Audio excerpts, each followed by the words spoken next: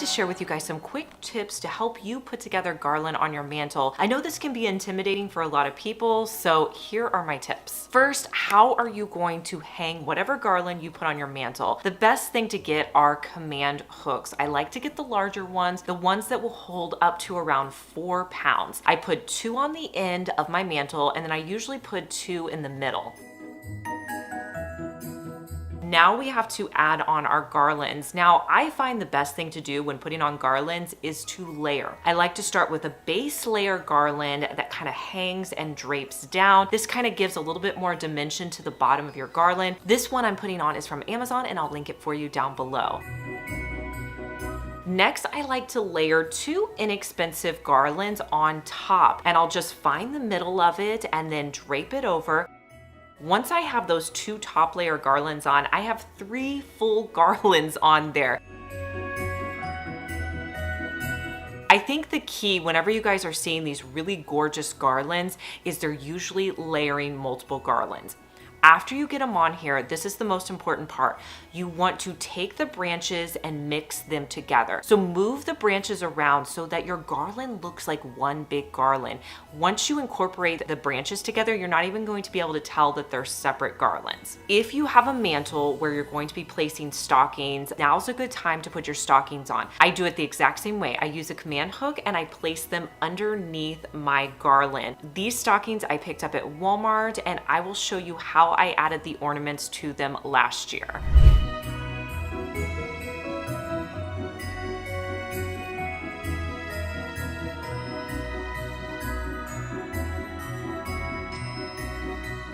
I'm going to place all 4 of my stockings on, trying to get them to be similar spacing.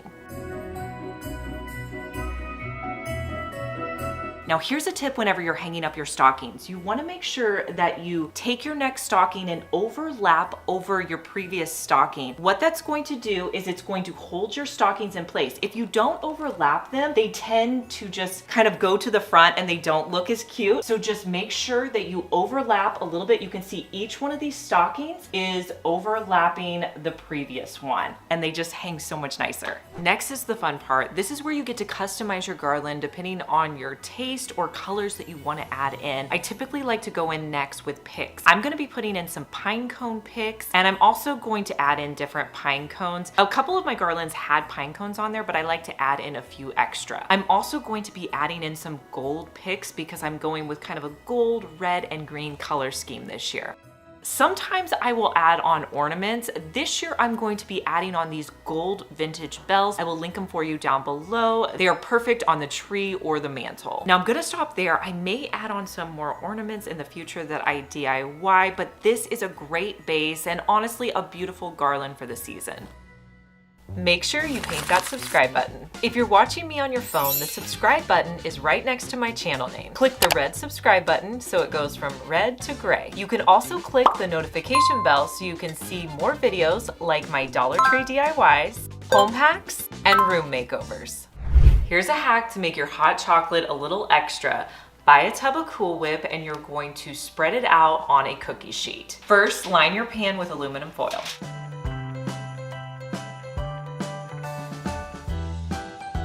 You're gonna put your Cool Whip into your pan.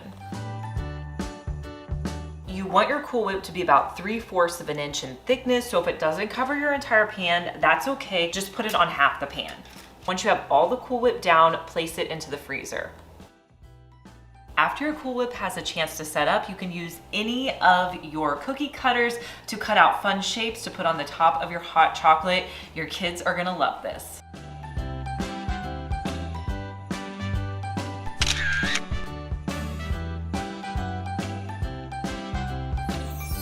Not sure how to dress up these Dollar Tree vases? Let me show you a trick you can use with just a little bit of ribbon.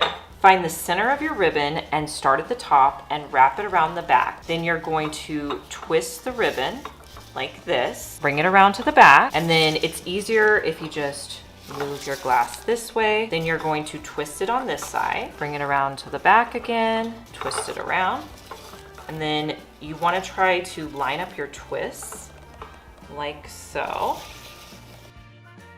Twist it around to the back, twist the ribbon, twist again. And then this will be the last time that I bring it around. Once you get it to the back, you can tie it in a knot and try to get it as tight as possible. And then just cut off the excess. You can add in a candle or your favorite florals.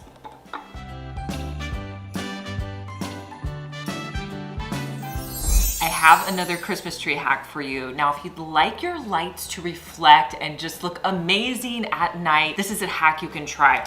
On Amazon, I found these little mirror circles and they already have hooks in them. They come in a large pack like this. What you're gonna do is just pull off the film on either side and then add an ornament hook and then hang them all over your tree, and they look really reflective and gorgeous. One side is a regular mirror and the other side is gold. So I think I might put them on the gold side, but if they get flipped around, they're gonna be great on both sides. For some reason, every year I can never find all of my hangers to hang up my ornaments. Just pull out your floral wire. You can use that, wrap it around your ornaments, and they hang just as well on the tree.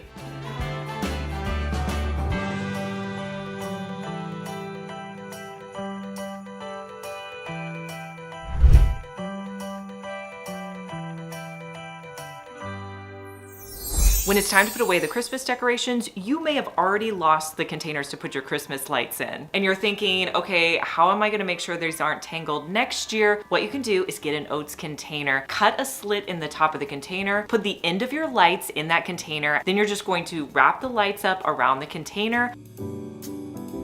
Once you get to the end of the strand, put it into the container as well. Put the lid on and it's gonna store your lights up for next year, plus your recycling. Now, if you don't have an oats container, you can also cut off the end of a cardboard box. You can cut a slit in it, put your lights in there and wrap them up and throw them into whatever container you're storing them in for the year. It's an inexpensive way to store your lights and you don't have to worry about them being tangled for the next season. If you have a small tree or a tree that you want to be a little bit taller, consider using bed risers. You can buy 4 of these in a pack, put them underneath your tree, and then just wrap your tree with a Christmas tree skirt, and it's going to make it be a little bit taller. Hey guys, I'm Liz and you're watching my second DIY channel where I post daily DIY videos. You may be familiar with my main channel, Liz Fenwick DIY, but I'm glad that you found me over here on my second channel. Make sure that you're subscribed so you just get notified every day when I post our daily DIY video.